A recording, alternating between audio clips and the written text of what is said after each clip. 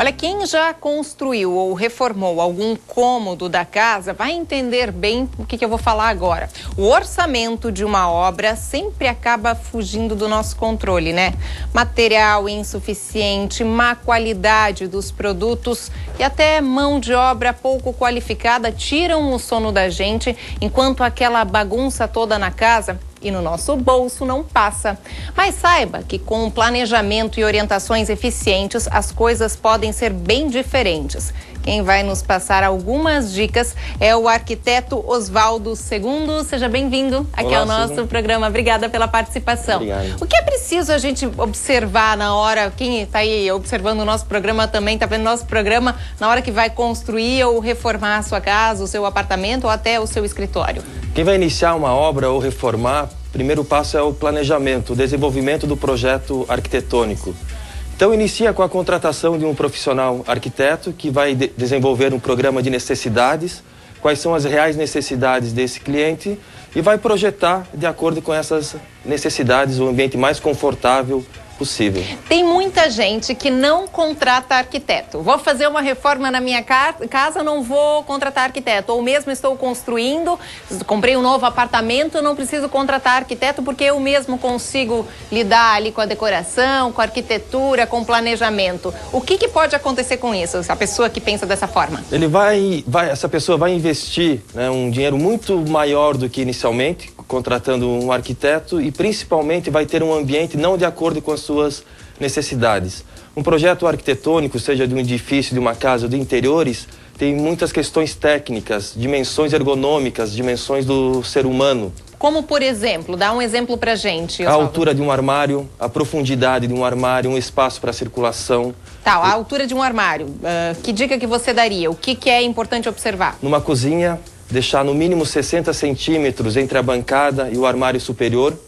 E o armário superior com menor profundidade, para dar espaço para a pessoa se aproximar um pouco da bancada. Ah, interessante. A cama também, às vezes as pessoas querem uma cama imensa, mas não vai, o quarto é tão pequeno que não vai suportar, o espaço de circulação fica mínimo. Uma cama imensa e às vezes não consegue abrir a porta do guarda-roupa que vai bater na lateral da cama ou nos pés da cama.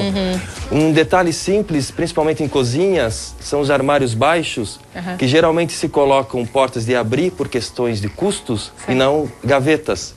Mas para a gente pegar bem no fundo atrás, a gaveta se torna muito mais prático. É verdade. Então aí seria um ponto interessante em ter um investimento maior para você colocar gavetas para ter maior praticidade. Porque a pessoa pode estar economizando agora, enquanto que está fazendo aí a reforma do apartamento ou da casa, ou está construindo, enfim. Mas depois, no futuro, aquilo vai virar um arrependimento incrível. Como o Oswaldo até citou agora, a porta ali, você não consegue chegar ao fundo. Aquilo vai te irritar, porque a rotina, o dia a dia, vai acabar estressando. Acaba sendo aquele estresse mesmo que a gente, inclusive, sempre fala aqui no programa. Outra coisa, com relação àqueles vãos que ficam sempre embaixo de prateleiras, portas, mesmo na cozinha. O certo é deixar por completo até o chão ou não, Oswaldo? A gente chama esse vão de sóculo. Esse vão é interessante a gente fechar ele com granito, com material que seja lavável.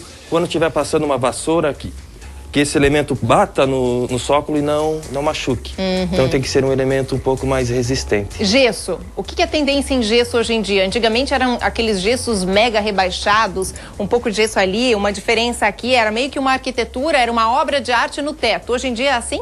Existem pessoas que ainda gostam desse estilo, mas os melhores resultados que a gente tem tido no escritório hoje é o gesso totalmente liso e com a iluminação embutida.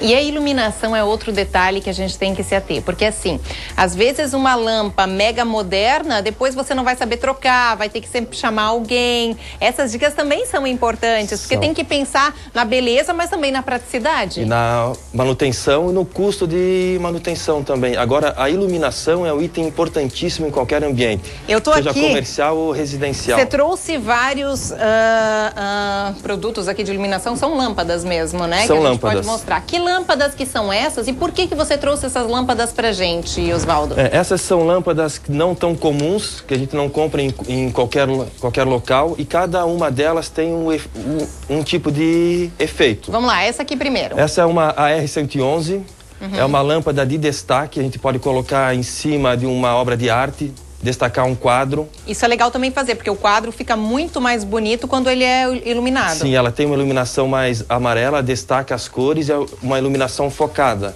Nós podemos ter esse tipo de lâmpada em alguns cantos dos ambientes para ter uma iluminação mais tênue. Porém, essa lâmpada, ela esquenta muito. Então, eu não posso deixar ela direcionada para uma pessoa em cima de uma pessoa. Ela tem que estar fora da circulação. Ah, então seria mais para quadro mesmo? Para quadro ou alguma iluminação indireta no ambiente. Tá, essa aqui. Essa aqui o pessoal de casa conhece, né? Essa é a famosa dicróica ou croica, como se tem falado. É uma iluminação de destaque também, a gente pode lavar uma parede com luz, com várias lâmpadas dessas. Só que existem dois tipos de potência, de 20 e de 50 watts, e 3 ângulos de abertura do foco de luz também. Então, conforme a altura do pé direito, a distância da parede que nós temos, a gente vai especificar a lâmpada correta. E é fácil trocar uma lâmpada dessa? É super fácil, é só puxar e encaixar. Ah, então tá, é porque assim, como eu falei, né, tem que ser belo, mas também tem que ser prático. Essa aqui é parecida com aquela outra, né, ou não? É diferente? Ela é parecida, mas é um efeito que não é igual. Essa é uma lâmpada par, é uma iluminação amarela também de destaque. Sempre amarela e nunca branca? A gente coloca a branca quando se trabalha muito com cores. Então, um showroom que trabalha com cores, eu não posso utilizar a luz amarela, tem que utilizar a luz branca para ter a real cor daquele mostruário. Mas para quartos, para sala, a gente procura iluminação amarela. E cozinha, em salas... banheiro, já iluminação mais branca. Ah, então vamos lá. Cozinha e banheiro, luz branca. Luz branca. No resto da casa, mais amarelo. Isso é legal, são dicas bacanas. Tem muita gente que mistura, Osvaldo. Isso é legal? Botar, tipo assim, são dois... Porque agora muitas pessoas estão fazendo aqueles espaços integrados, né? Sala com cozinha, enfim. Aí tem ali, numa parte da sala tem a luz branca e a outra amarela. Isso fica bacana? Depende do ambiente, a gente pode deixar essa diferença um pouco mais tênue. A luz fluorescente, que é a luz branca, nós temos três tons, praticamente falando, a branca, a média e a amarela. Então a gente pode utilizar a média para não dar tanto contraste. É para não ficar tanta aquela diferença, né? Isso. Tá, eu tenho mais uma lâmpada aqui também, e é legal porque elas são de enroscar, né? Aí é fácil trocar. Essa é super fácil. Essa é uma lâmpada LED. Ela é muito mais econômica. Num ambiente comercial, em 8 meses se tira o investimento. Ah, é? Porque é muito caro uma lâmpada dessa? Ela custa de 5 a 10 vezes mais cara do que uma lâmpada normal. Mas vale o investimento? Depende do ambiente. No ambiente comercial, em 8 meses, a gente tira o investimento de uma lâmpada. No caso de se instalar só uma. No ambiente residencial, 4 anos. 4 anos? Ui, ui, ui. Tá, eu tenho outros acessórios aqui que ele trouxe, gente. O que ele trouxe aqui, na verdade, é para mostrar para você aí de casa as novidades e, claro, como você pode ou gastar pouco ou investir mais, mas que vai ter maior durabilidade. São dicas para você que justamente está construindo ou reformando, ou até para aquela pessoa que tem interesse, que gosta dessa área da arquitetura, de decoração, enfim. O que é isso aqui? É uma obra de arte?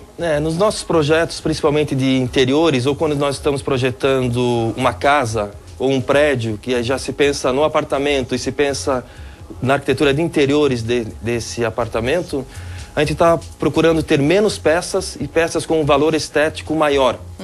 Então essa é uma peça projetada pelo famoso designer Philip Stark, né? Eu acho que é um dos designers mais famosos do mundo. É um ícone de design essa peça, ela é um espremedor de limão.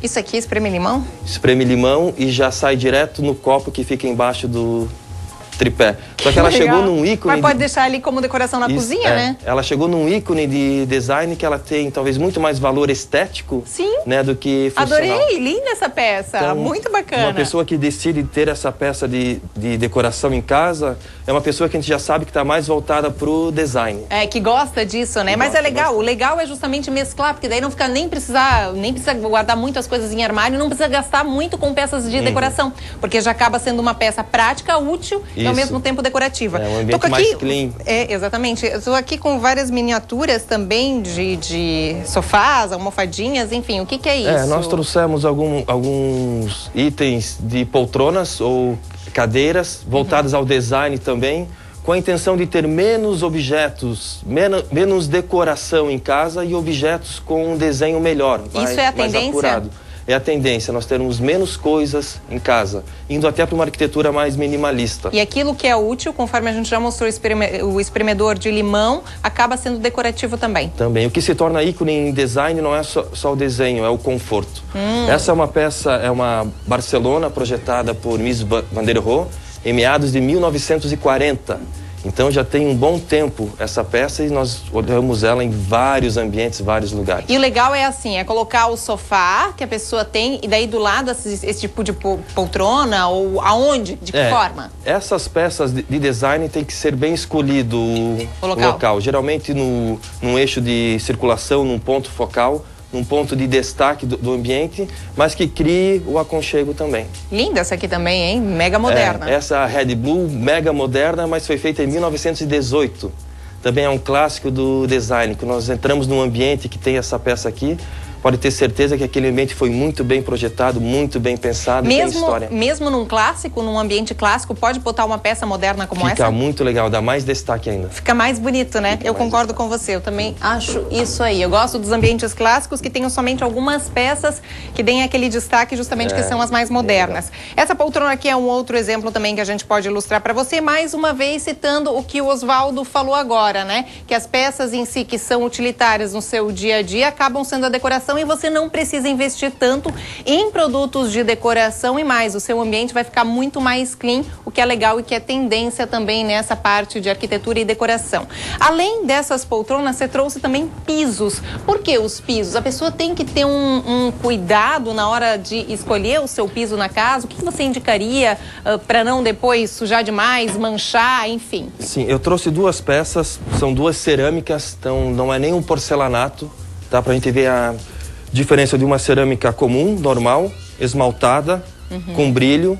Ela não tem retífica ao lado, então nós vamos ter uma fuga de 4 a 5 milímetros, né, com um certo brilho que reflete, a luz reflete o ambiente.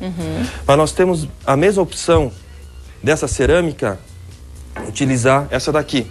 É o mesmo tamanho. Ela é acetinada, ela é fosca, ela não reflete a luz e ela é retificada, ela é cortada reta.